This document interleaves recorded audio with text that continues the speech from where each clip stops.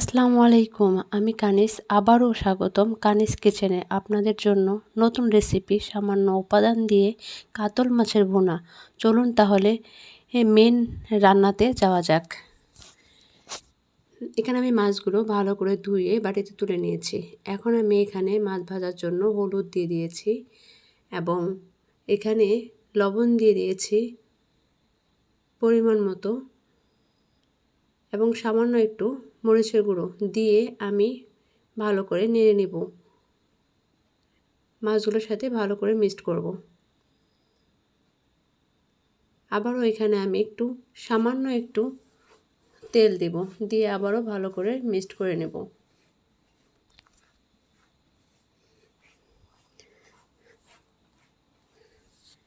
আমার মিক্সড করা হয়ে আসলে এখন আমি এটা ভেজে নেব।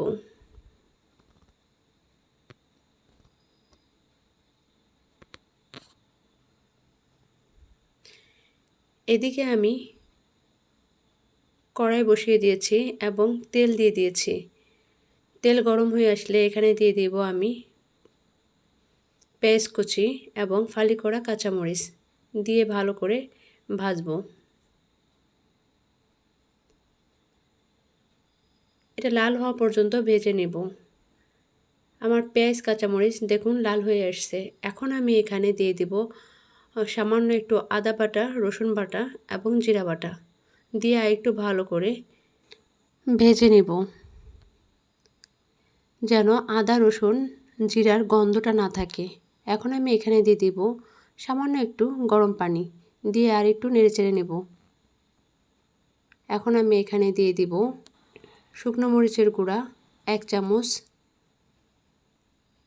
হলুদ গুঁড়া 1/2 চামচ এবং স্বাদ মতো লবণ। সব মশলা দিয়ে এখন আমি ভালো করে কষিয়ে নেব। দেখুন মশলাটা প্রায় আমার কষানো হয়ে আসছে। এখন আমি এখানে দিয়ে দিব একটা ফালি করা টমেটো। ফালি করা টমেটোটা দিয়ে আবার ভালো করে নেড়ে নেব।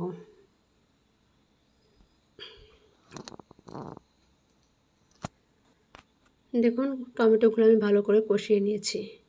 এখন আমি এখানে দিয়ে দেব ভেজে নেওয়া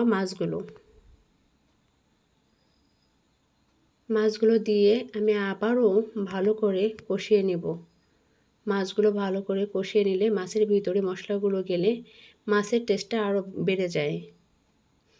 একটু সাবধানে কষাইতে হবে যেন মাছগুলো না ভাঙে।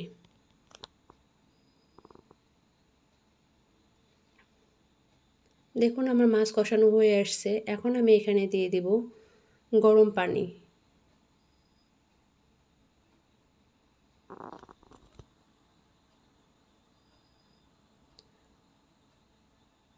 গরম পানি দিয়ে এখন আমি আবারও ভালো করে নেড়েচেড়ে দেব।